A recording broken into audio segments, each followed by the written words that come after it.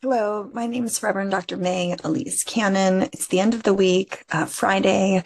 Right now in Israel, people would be saying Shabbat Shalom. As the Sabbath has begun for Jewish people around the world, we head into the weekend for most of us. But today is Friday, August 1st, 2025, 665 days of great suffering of the people of Gaza, of Palestinian people, and Israelis have been living under war as well. Updates from the last 24 hours in an unprecedented step, all 22 Arab League states on Tuesday for the first time issued a call for Hamas to disarm and relinquish power in Gaza. This was backed by a declaration that was signed by several states at the UN conference that happened this past week that was facilitated or hosted by Saudi Arabia and France at the United Nations. Israeli troops on Thursday, or July 30th, so in the last 48 hours, killed at least 30 Palestinians who were waiting for humanitarian aid in North Gaza. Reports indicated, again, this is a site, I presume, of the Gaza Humanitarian Foundation. They said that Israeli fire wounded almost 300 people. The IDF said its troops were firing warning shots after Gazans gathered around aid trucks, and they were not aware of any casualties. Separately, Gaza hospital sources said that 6 Palestinians were killed near the Gaza Humanitarian Foundation aid centers specifically. GHF said that there were no killings around its sites yesterday. Now, just to let you know, I was telling someone the story of how aid is worked to store, prior to October 7th, the distribution of aid was primarily UNRWA, the UN agency, and international humanitarian development organizations, Catholic Relief Services, Save the Children, Oxfam. These major international development agencies have been very active in Gaza prior to 2023 fall, and in large part, their work has been completely shut down because of the cutting off of food, gas, water, and electricity in the fall of 2023. Most recently, that happened again March of 2025, where there were weeks where no resources or aid was allowed into the enclave. Now that whole mechanism that worked for 16 years of a blockade was shifted, and Israel and the US said we have to do something different. Their model is this Gaza Humanitarian Foundation, which is private. That means that people are making money off the starvation and provision of food of an entire people group. Not only is it private, the distributors of aid are retired military contractors. That means instead of going and meeting someone whose job it is to offer humanitarian assistance, the people who are distributing this aid are military actors who are experienced at fighting and war, not experienced in the humanitarian sector. Okay, let's just set up that scenario. Then you have a population of 2 million people who are starving.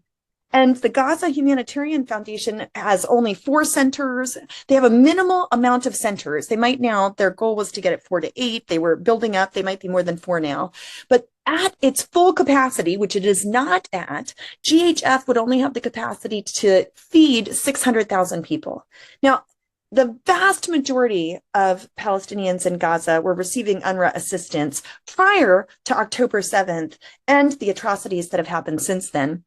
So GHF is an inadequate mechanism and it's not working. I was explaining this to someone today who wasn't aware of the details, and they said to me, when we were talking about the more than 1,000 deaths at food distribution centers, particularly Gaza Humanitarian Foundation, the more than 1,000 deaths where Israeli military and military actors have killed people seeking food. He said, it sounds like the way you put out food underneath a deer stand. The food attracts people to that area, and then they're shot and killed. Now, this person is incredibly pro-Israel. They love God. They love Jesus. And they heard this story, and they said, it's wrong. It's wrong. It's absolutely wrong. So I just wanted you to understand how that works. Senior Trump administration officials told the U.S. Congress this month that Israel's agreed to match the U.S. award of $30 million, which, by the way, in terms of an amount, is a drop in the bucket for GHF. Apart from the U.S. award, which was announced in June, the sources of GHF funding have not been disclosed to date. The U.S. Special Envoy to the Middle East, Steve Witkoff, we know that he's in Israel. According to U.S. officials, he's expected to discuss the humanitarian crisis in Gaza during the trip and may also visit the Gaza Humanitarian Foundation aid centers. I think I talked about that previously. More than a half of the Senate Democrats on July 30th supported 2 resolutions seeking to block U.S. weapons sales to Israel. Syria, the UN is preparing to send a convoy of humanitarian aid to Syria's Suwaida district. That's in the south after receiving a green light from Damascus. And Canadian Prime Minister Mark Carney on July 30th outlined a plan for Ottawa to recognize a Palestinian state. President Trump early July 31st said it would be very hard for the U.S. to strike a deal with Canada in light of Carney's announcement. So I wanted to let you know about that. Several states have said that they have or will acknowledge Palestine as an independent state. Berlin will be compelled to respond to any unilateral actions taken by Israel on the Palestinian territories. That was the German Foreign Minister Wada Fuhl said that yesterday, pointing to the open annexation threats from parts of the Israeli government, and said that a growing number of countries prepare to recognize a Palestinian state even without a negotiation process. Slovenia yesterday imposed an embargo on exports, imports, and transit of arms to Israel. Prime Minister Golob said that Slovenia was the first European country to make such a move. At this gathering at the Carter Center, Palestinian Christians called on churches and all people of goodwill to call on the United States to sanction Israel until the atrocities, the starvation, the lack of food and humanitarian assistance, the daily bombing in Gaza is brought to an end. The U.S., on the other hand, speaking of sanctions, imposed sanctions that deny visas to members of the Palestinian Liberation Organization and the Palestinian Authority after it was reported that the State Department that they were not in compliance with their commitments. Through its actions of supporting and providing payments to terrorists, they're specifically talking about that's the State Department's language. The PLO and the PA have historically provided payments to family members who were killed during intifadas and during war between Israel and Palestine. And so those payments, family members who've been arrested or who've those prisoner payments, I think they're called, have been accused of supporting terrorism. Now, from the Palestinian perspective, they see those payments as essentially war payments. You send someone to go to war if you have a military that's a part of the state. If someone is killed in that, or goes to jail and can't provide for their family, the state would offer support. And so that is part of the issue why those sanctions have been applied or imposed. So the issue is that the PLO and the PA have been accused of supporting and providing payments to terrorists, internationalizing the conflict, that they've gone against the PLO Commitment Compliance Act of 1989 and the Middle East Peace Commitment Acts of 2002. After speaking with a Christian pastor from Gaza, Representative Marjorie Taylor Greene spoke out about the deplorable acts of killing and starvation that children and families are going through in Gaza. She emphasizes that no life is worth more than another and encourages for Americans to stop supporting and funding this war. On July 24th, Representative Gothmeier and Representative Bacon introduced legislation titled Stopping Terrorists' Online Presence and Holding Accountable Tech Entities. Stop Hate Act is what it's called. The legislation would hold social media companies accountable for allowing content from foreign terrorist organizations and specifically designated global terrorist groups to proliferate on their platforms, and would mandate a $5 million fine for noncompliance.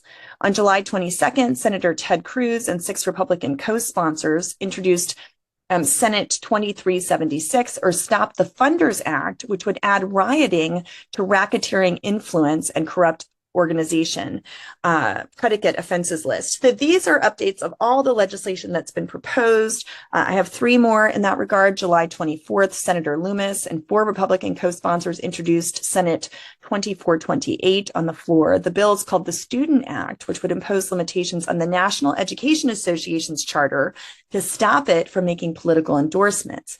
The bill bans promoting anti-Semitic ideologies, which includes discrimination on the basis of connection to Israel.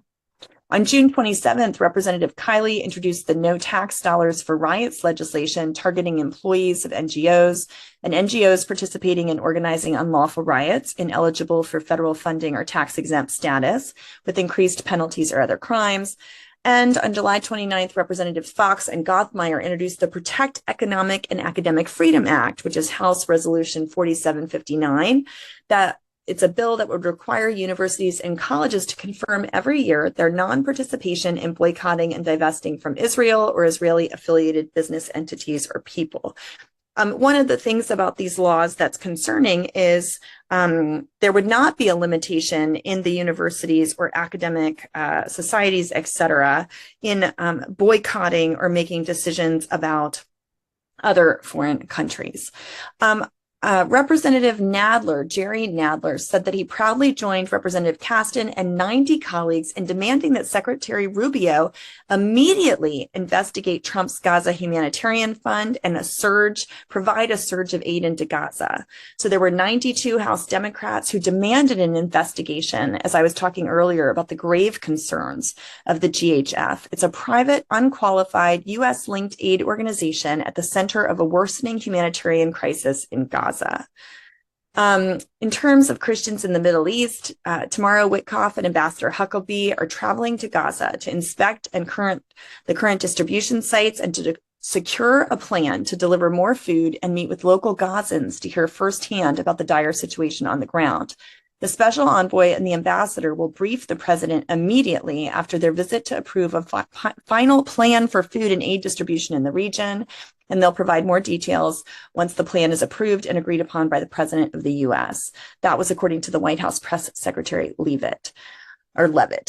So keep the people of Gaza in your prayers, keep the people of Israel in your prayers, keep our politicians and leaders in your thoughts and prayers, but may our prayers only be the beginning. We have to also be willing to take actions, to speak out boldly, to take actions, calling for a comprehensive permanent ceasefire, calling for immediate and adequate humanitarian assistance, calling for the release of the hostages who still are living and suffering alongside of Palestinians in Gaza, calling for the release of the thousands of Palestinian prisoners who are held unjustly in Israeli prisons, and calling that the core issues of the conflict that have gone on for decades be addressed.